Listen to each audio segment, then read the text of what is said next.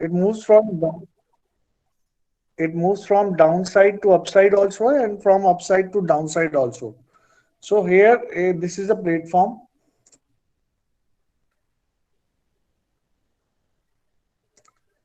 Here is the platform where we used to keep the specimen. So different universal testing machines have got their own different system.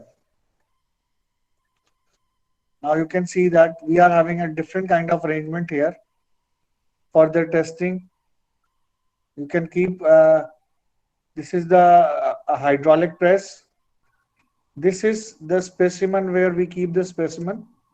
This is a place where we keep the specimen and we check. So it can move up. There are different arrangements at different machines. So this can also move down and this can also move upside. Both the system, or you can keep fix it. You can fix this particular part and you can move only the upper part to the lower side.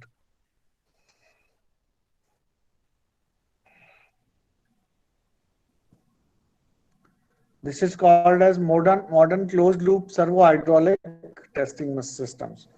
These all latest universal testing machines are servo hydraulic systems where there is oil is there into these systems and there is a hydraulic press similar to the one you might have seen जो dumping ground में dumpers होते हैं.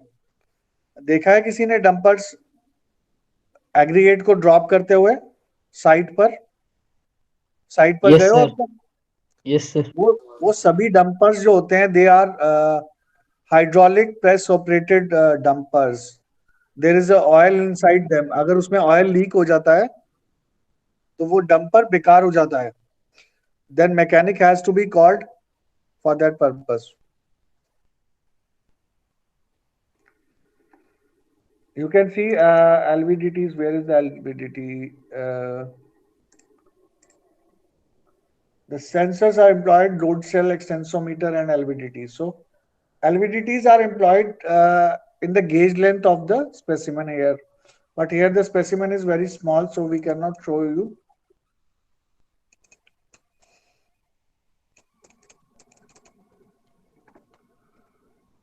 ASTM basically controls the testing of the specimen. Introduction to tension test. Now we will come to the main part. A tension test consists of slowly pulling a sample of the material with an axial force. So we are pulling the a specimen apart very slowly into the opposite direction.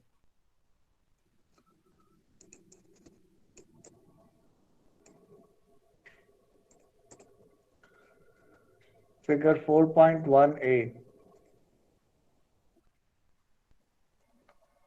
Until it breaks this section. So this is how after breaking the specimen looks like.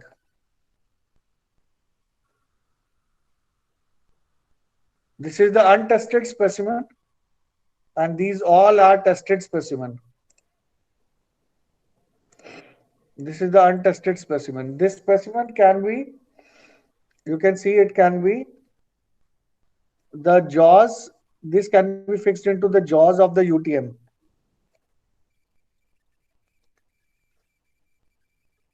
These two parts can be fixed into the jaws of the UTM.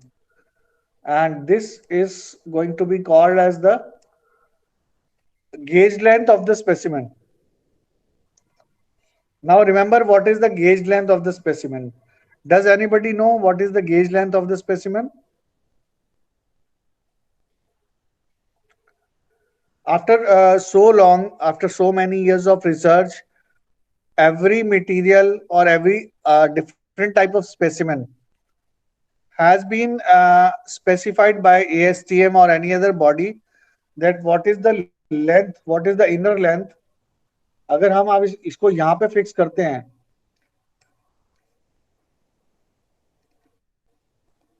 अगर हम इसको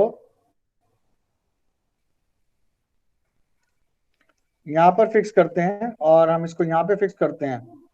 So what is the gauge length? What is actually the deformation into the specimen is fruitful for recording. कौन C length है बीच में, ऊपर से कितनी होगी, नीचे से कितनी होगी, जो हमारे लिए इंपॉर्टेंट है. It is quite possible that it is not going to be, जरूरी नहीं है कि यहां से यहां तक ही हो. It can also be like this. Only this much portion is important for us to record the readings into the LVDT or strain gauge or dial gauge or extensometer. These all are the versions to record the strain. After breaking these samples, some look something like this.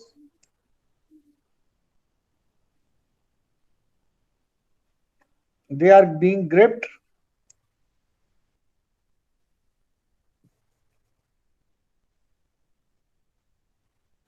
Method of gripping again depends upon the geometry of the specimen. This is the, actually you can see the procedure is something like this.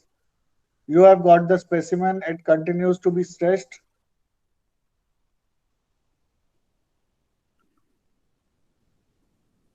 This is a specimen which is completely unstretched, completely untested specimen.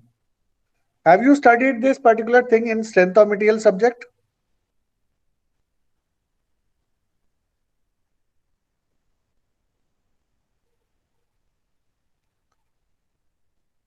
Yes or no?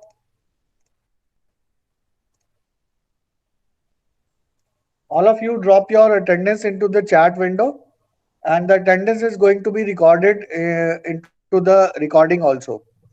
Because whenever we exit the recording, the attendance is also displayed into it.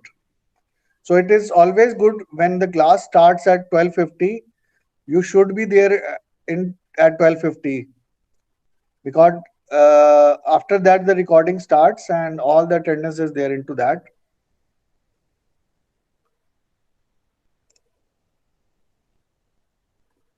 So I'm asking that, have you studied all this into the subject strength of material? Yes or no? Accordingly, I will move into the lecture. This is completely untested specimen. This is partially tested specimen. And here we have a broken specimen.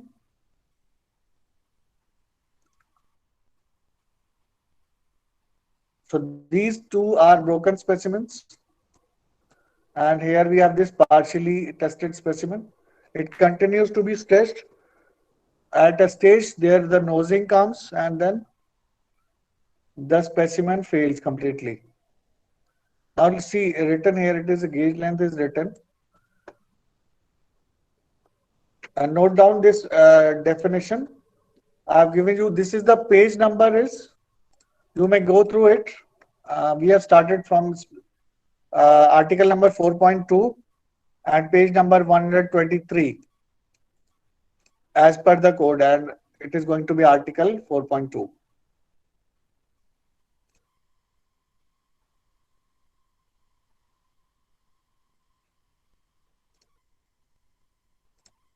Displacement in the specimen are measured within a straight central portion of the constant cross section over a gauge length Li. So this is the definition of the gauge length as indicated in figure 4.7. See here, you can see here the gauge length has been mentioned here. So whatever strain is coming, जो भी displacement इस region में हो रहा है, that is important for us. We are not concerned what is happening in this particular region. इस reason में, specimen के इस रीजन में क्या हो रहा है, हमें इससे कोई मतलब नहीं है. We are concerned whatever is happening in this particular portion. So we will apply LVDT at the center. हम यहाँ पे एक LVDT यहाँ पे लगाएंगे एक एलवीडीटी हम यहाँ पे लगाएंगे,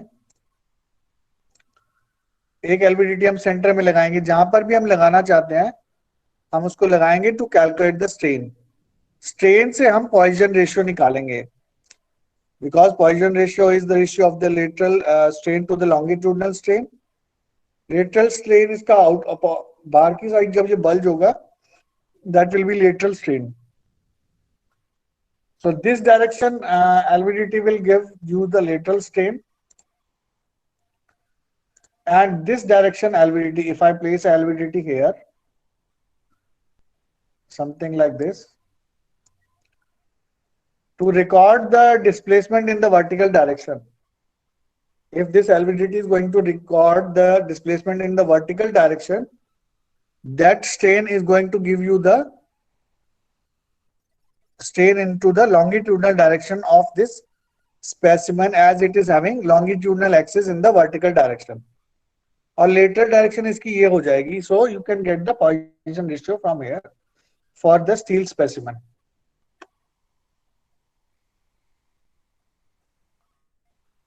Now we all know that cast iron is a very brittle material. It has got started from here, and it has got the same yielding point and fracture point. It is not possible to differentiate between yielding point, ultimate point, and fracture point in a cast iron. It is quite brittle. So that is why this type of strain curve has been shown here. These are the stages. And the last stage is here. You can see the E point. E is going to be when this particular specimen is going to break.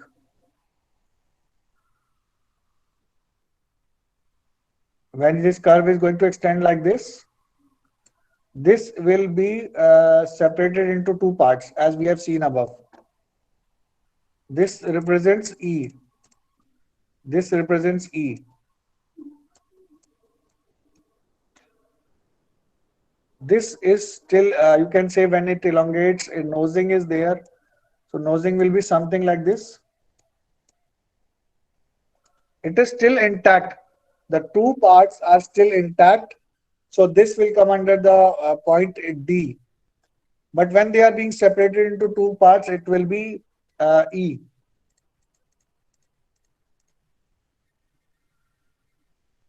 So this is a very good picture. You can see this curve that at yielding, that is, this is the linear straight slope.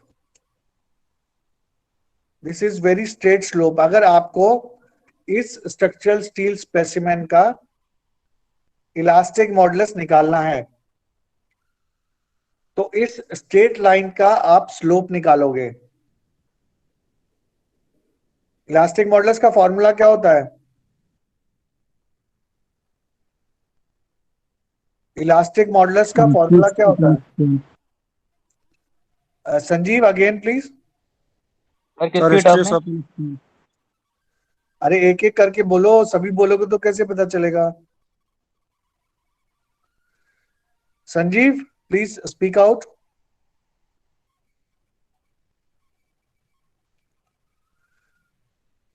E is equal to stress upon strain. Yes, sir. Yes, sir. तो अगर हम इसमें, this is stress and this is strain, तो अगर ये curve हमने lab में draw किया है, हमने स्पेसिमेन को टेस्ट किया, टेस्ट करने के बाद ये हमारे पास पहले हमारे पास आया load displacement curve. Load value जो आती है वो यूटीएम से ऊपर से मिल जाती है हमारे को. जब यूनिट यूटीएम में आप स्पेसिमेन को रखोगे और यूटीएम से लोड अप्लाई करोगे, तो लोड की वैल्यू तो हमें यूटीएम से मिल जाएगी. इट विल बी जो लोडिंग रेट है, लोडिंग रेट लेटर से हमने अगर रखा है 1 mm पर सेकेंड, तो वो लोडिंग रेट हमें 1 mm पर सेकेंड में मिल जाएगा. और जो डिस्प्लेसमेंट है, स्ट्रेन है, वो हमें एलवीडीटी से मिलेगा. हम यहाँ पे बीच में जो एलवीडीटी जो स्ट्रेन गॉज लगाएंगे, वहां से हमें डिस्प्लेसमेंट मिलेगा इस स्पेसिमेन का. गेज लेंथ के अंदर अंदर, गेज लेंथ के अंदर अंदर जो भी डिस्प्लेसमेंट हो रहा है, वो हमारे लिए इंपॉर्टेंट है. That will give us displacement, vertical direction as well as lateral direction. तो हमारे पास लोड डिस्प्लेसमेंट कर्व बन जाएगा. Correct. Yes sir.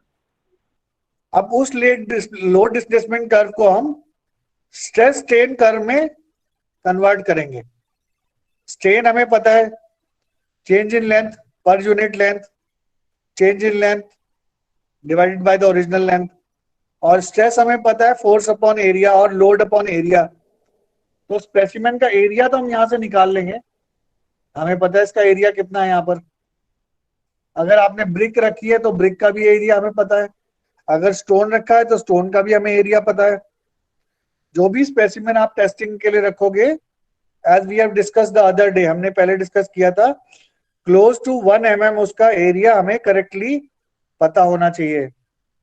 So load upon area will give us stress, and strain will be directly available to us from the strain gauge divided by the original length of the specimen. With this we will be able to plot this particular type of stress strain curve. अब ये curve तो हमने plot कर दिया lab में, पर हमको elastic modulus नहीं पता है. तो इलास्टिक मॉडुलस हम यहां से निकाल लेंगे. E is equal to stress upon strain. So जो स्लोप, स्ट्रेस का जो स्लोप है, जैसे हमने पिछले लेक्चर में निकाला था, slope of stress divided by slope of strain will give you the elastic modulus. Simple. Now this is the behaviour at the yield. Gradually one by one the fracture limit is going to be achieved, and beyond fracture we will be having ultimate failure, which is breaking of the specimen into two pieces. Schematic of engineering stress strain curve.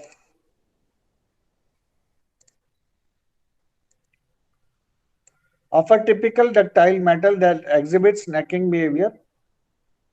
Necking begins at the ultimate stress point.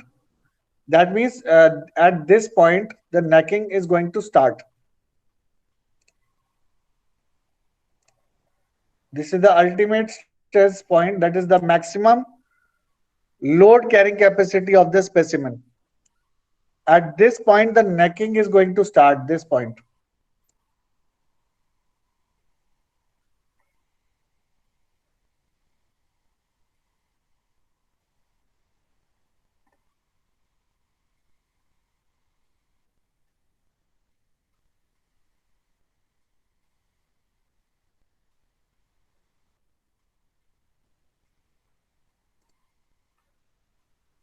One might ask why we describe tension test results in terms of stress and strain rather than simply force and length change P. This is a question that why don't we consider load displacement behavior only? Why do we go for stress strain behavior? Because in engineering, we have to, all the materials have got different permissible stress limits. All the materials have got their own different behavior. So if you want to design something corresponding to one particular material, you will be requiring stress as the permissible limit, because in all Indian standard codes, stress is the value which is going to make you available for the design. अगर आपको design को check करना है तो आप load displacement behaviour से उसको check नहीं कर सकते. आप उसको हमेशा परमिसिबल स्ट्रेस से ही चेक कर सकते हो as per Indian standard codal provisions. Not only Indian standard codal provisions, all over the world the permissible stress is the value, is the governing criteria for the design of the civil engineering structural elements or any other domain elements. Now here also you can see at B, here this is the specimen which was very simple. When we started giving the axial tension to the specimen, it has reached the yield point. It has reached the yield point.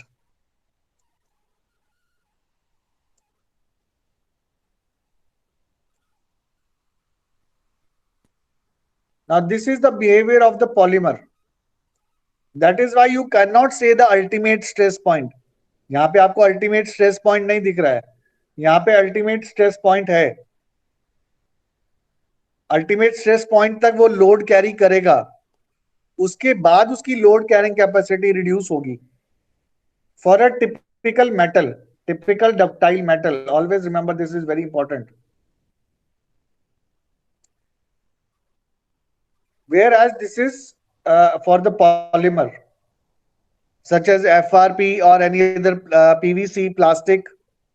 So once it yield it tries to take some load, which initially it goes down. Initially it goes down, then it tries to pick up, and finally it is having the fracture point. It breaks up into two pieces.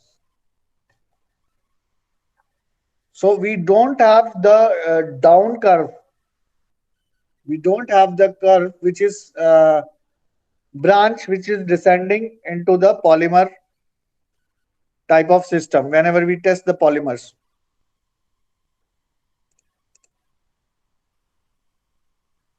In the laboratory measurements and other such statistical errors, the use of strain similarly removes the effect of sample length. For a given stress, specimens with greater length L will exhibit a proportionally larger length change delta L. So that is the another benefit of taking a stress strain curve. That if you are taking stress strain curve, the length of the specimen has got reduced significance. We have got a defined gauge length, and whatever load displacement we are having into the central portion is going to be relevant and enough for us to characterize its behavior. And the same thing has been written here. Fundamental characterization of the behavior of the material. This all we have studied all together, engineering stress strain relationships.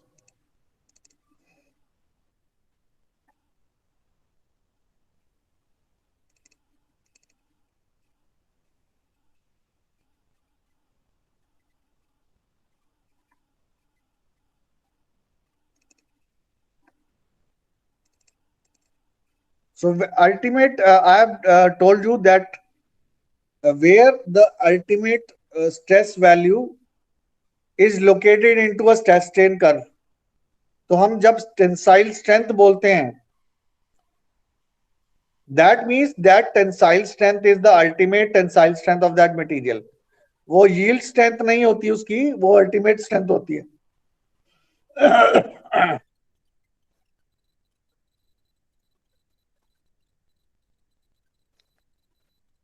Max. So if we are required to find out the AI, it is going to be divided by AI.